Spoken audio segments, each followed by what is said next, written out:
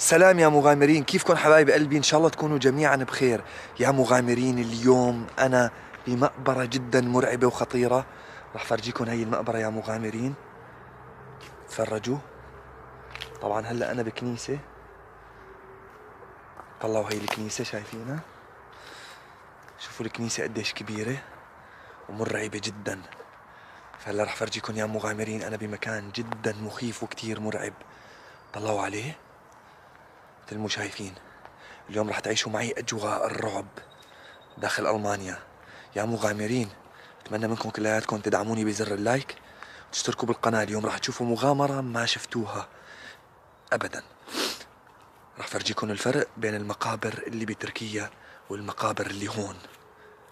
جد شي كتير مرعب. الأصوات الغريبة اللي بتصير هون كلها رح تسمعوها هلا. وأنا فايت على المقبرة استغربت وشعر بدني كلياته واقف. إلى وهر المقابر هون مو مثل المقابر اللي بتركيا. فيا مغامرين حتستمتعوا بهي المغامرة، ودائما نزلكم أشياء مرعبة. أتمنى منكم تدعموني بزر اللايك وتشتركوا بالقناة حتصلكم جميع مغامراتي. كان معاكم المغامرة. سامعين صوت الكنيسة؟ صوت الكنيسة والجرس تبعها مرعب، جد مرعب. أنا ماني خايف، الحمد لله أنا ما بخاف، بس جد المكان له وهرة ومخيف. بحاول فرجيكم عدد القبور اللي موجودة هون. هي كلياتها ناس ميتة. تخيلوا هي المقبرة كيف بدي خيم فيها لمدة 24 ساعة. عم تسمعوا؟ طلعوا، هي كلياتها قبور. يا إلهي،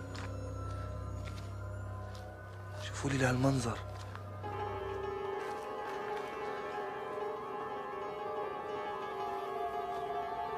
ما بعرف ليش هدول متجمعين، معقولة من عائلة وحدة؟ وفي على الجنب الثاني كمان هون، شوفوا كمان على الجنب الثاني نفس القبور كلياتها متجمعة. رح احاول اعمل زوم لحتى تقدروا تشوفوا هون كيف انا ممكن خيم لمدة 24 ساعة يا مغامرين. موضوع كتير مرعب كتير، بس انا قد هذا التحدي. ولا رح اخذكن للامرأة اللي فوق القبر موجودة. شوفوا في ضوء احمر هنيك، شايفينه؟ في ضوء احمر، تعالوا لفرجيكم اياه. الله اكبر، قاعدة على القبر يا مغامرين، شايفينها؟ يا في صوت راهبات، صوت راهبات ابصر. هدول الراهبات يمكن هن عم يعزوا الاموات او لجلب الارواح، الله اعلم. شوفوا لي هالمنظر،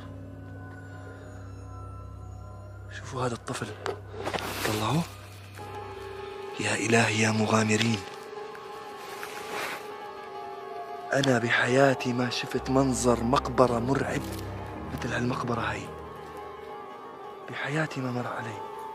شوفوا الأضوية الحمراء، شوفوا هدول كلها أضوية حمراء على القبور. يا إلهي، شوفوا هذا القبر ما أكبره لي. تهكرت قنواتي والكل تخلى عني.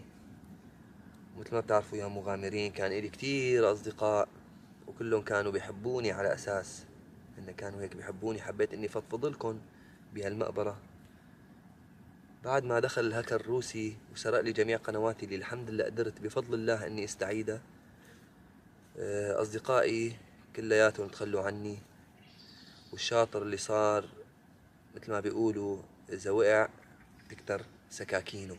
الشاطر اللي صار بده يغرقك لتحت. ليش؟ مقهورين من نجاحك وهن أقرب الناس إلي.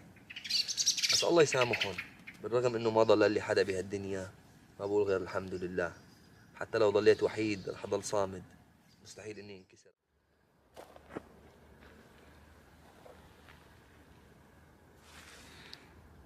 اخي محمد، شلونك؟ شلون صحتك؟